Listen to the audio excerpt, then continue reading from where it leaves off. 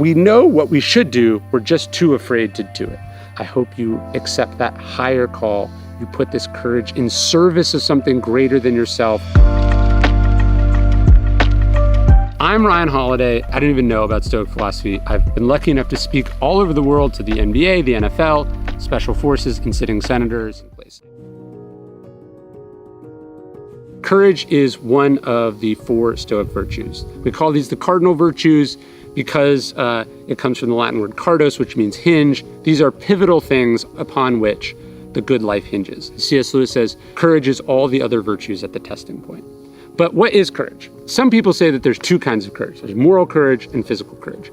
My argument is that actually these are the same kinds of courage, that courage is at the simplest level just putting your ass on the line. For something, for someone, figuratively, literally, it's putting yourself out there, it's taking risks. The first part is the idea of fear, right? We're in this battle with fear. I talk about Florence Nightingale.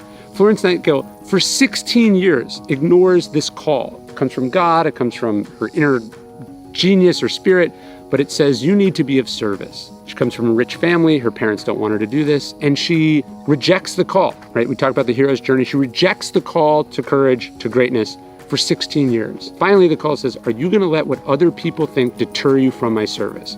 She realizes no, she goes into nursing, she becomes a great hero, saves hundreds of thousands of lives, revolutionizes nursing. There's a reason that the most repeated phrase in the Bible is do not be afraid. Been afraid for centuries, for thousands of years. We have to get over this fear to do what we need to do. Everything we need in this life is on that other side of that.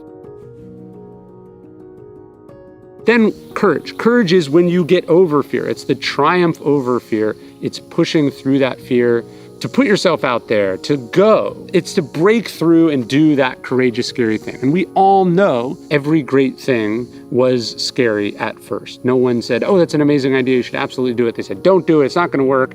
And someone had to push through. It's the idea of beating the odds. If everyone listened to the odds, we'd never have progress. There's this great quote that progress depends on the unreasonable man. The reasonable person bends to the odds, bends to the doubts. The unreasonable person says, I believe I can do it. I'm going to try to do it. I'm going to push through and do it. So we need courageous people in this life. The third part of the book, this is the most essential part. This is the level beyond courage. Heroism, the highest level, is Maya Moore leaving the WNBA, where she was equally dominant, to help free a man wrongly imprisoned. It's about selflessness. We understand why people are scared to risk things. We also understand why people risk things. It's to gain things. But what about the 300 Spartans who marched out against impossible odds just to hold the Persians off for a few days to buy their countrymen some time? That's the heroic level, and that's the most important thing.